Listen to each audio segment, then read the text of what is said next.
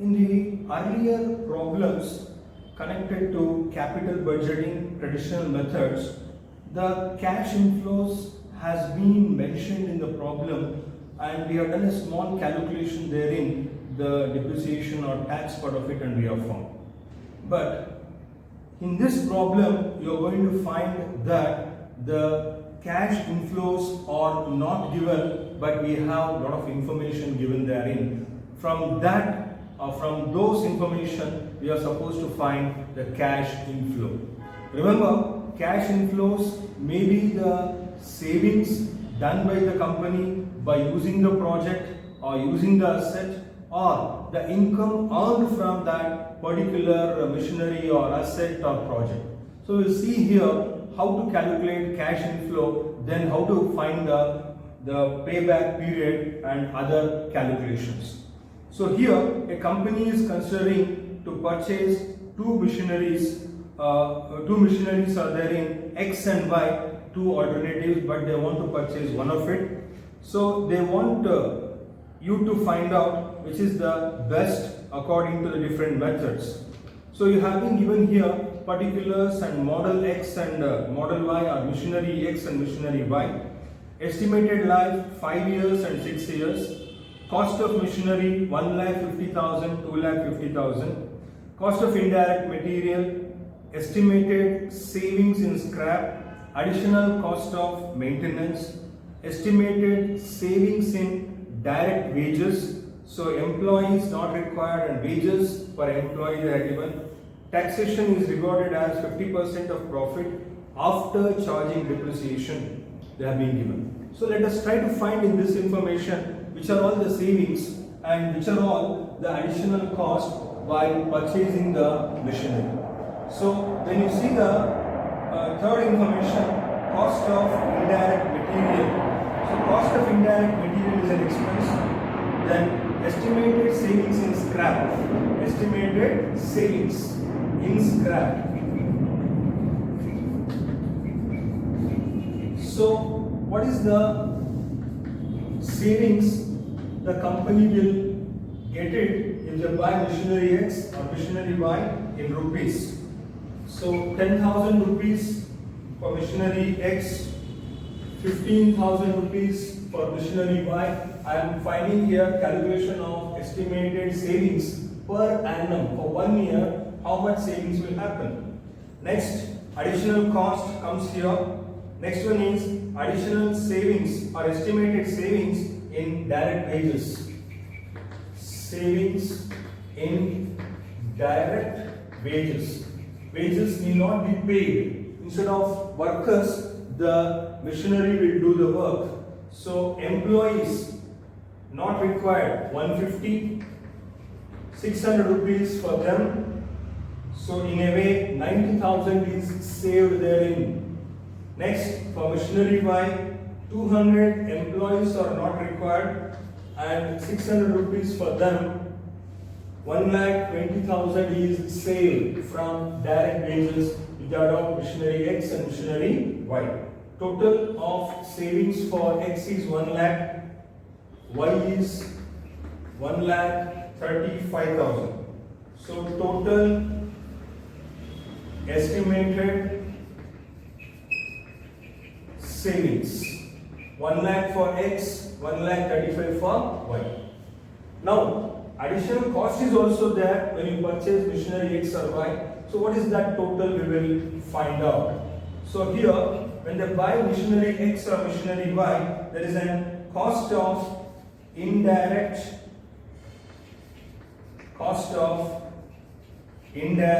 materials which is required for running the machinery, 6,000 and 8,000. Then additional cost of maintenance. Additional cost of maintenance required 19,000 and 27,000.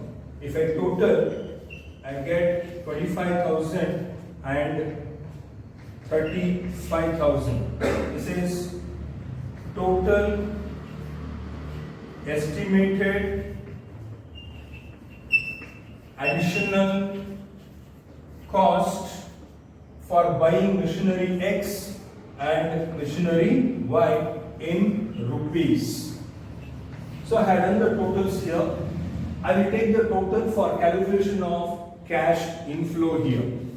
So cash inflow, as all of you know, in traditional methods, for this especially we need after tax before depreciation. Let me work that one here. So first one I take from this one, first statement, total estimated savings 1 lakh rupee from X, 1,35,000 from Y, less total estimated additional cost 25,000 for X, 35,000 for Y. So if I deduct, I get 75,000 as well as 1 lakh for Y. Next I have to go for depreciation. Depreciation is not considered here. So I will calculate the depreciation here in the note I have done under straight line method. They have not told which method, but if they are not given any method, we have to always use the original cost method or straight line method. The formula original cost plus installation charge minus scrap value divided by estimated life in years. Let me calculate for the machinery X first. The original investment 1,50,000. There is no installation charges. There is no scrap value. So divided by estimated life, 5 years life they have given. So depreciation per annum, I'll get it as if I divide 30,000 rupees for X. Then for Y, 2,50,000 rupees is the original cost. No installation, no scrap, life 6 years. So for this I get a depreciation of 41,666.66, so I taken as 667. Let me take this depreciation values over here, 30,000 and 41,667. So I will get 45,000 and 58,333. I will call this as earnings before tax. Then I have to deduct tax at the rate of 50% of EBT as given in the problem, 50% of 45,000 and 50% of 58,333.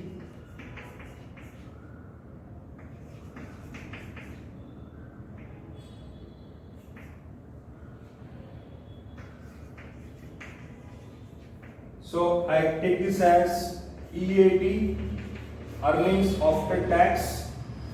I have to add back depreciation because we want the cash inflow after tax before depreciation. So I add back this depreciation.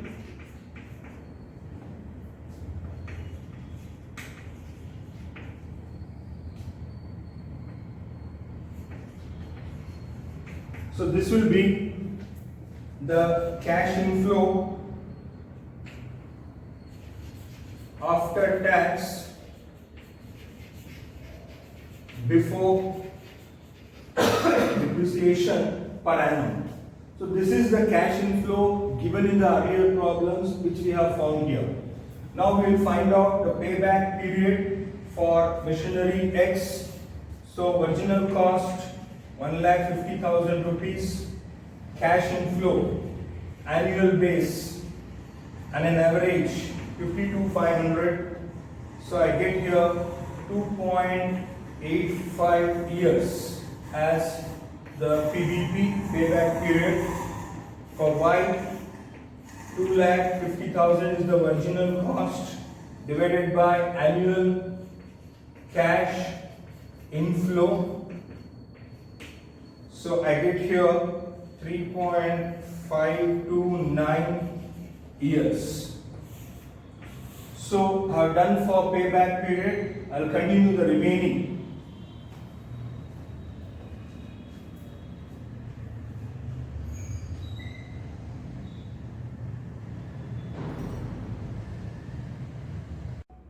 We have completed with the payback period calculation. We will continue further, wherein we need to find calculation of post payback period first, then we will find out post payback profit. So this will be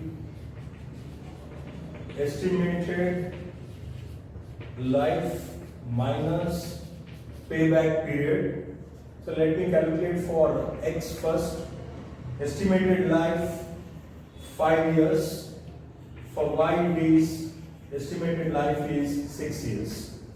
Payback period for for X 2.85 years. For Y 3.529 years. So if I deduct, I will get 2.15 years post payback and 2.471 years for Y. Then part 2 in this calculation of post payback profitability. So here I'll go for PPBP post payback period multiplied by annual cash inflow. So I'll calculate for X separate and Y separate. For X 2.15 year, for Y 2.417 years. So annual cash inflow for X 52,500 rupees. For Y 70,854 rupees. So if I multiply, I get a profit post payback 1,12,875 rupees for X, 1,75,030 for Y. So I have to multiply this payback period, post payback period multiplied by annual cash inflow. You will get post payback profitability here for X and Y. So that's next one is calculation of profitability index.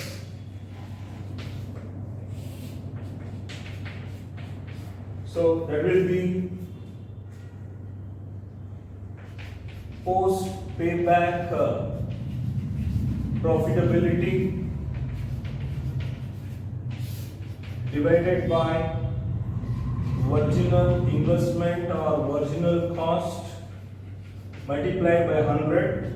I take for the X first. Post payback profitability for X 112,875. Original cost 1,50,000 into 100. For Y, payback profitability 1,75,030 divided by 2,50,000 into 100. So we calculate, we get 75.25% profit and 70% profit. So when we have like this, we have to check which is preferable. We have done under 3 different methods. So which is the one better among X and Y? If we go for first one under payback period, whichever is less. So whichever is less means X is less. So Conclusion. As for payback period, X is having less payback period, X is preferred. Then coming to the payback period profitability, whichever is having more money, more income here is for Y, 1,75,000, 30 more than X. So Y is preferred. Then according to profitability index, whichever is more, according to this 75%, X is preferred.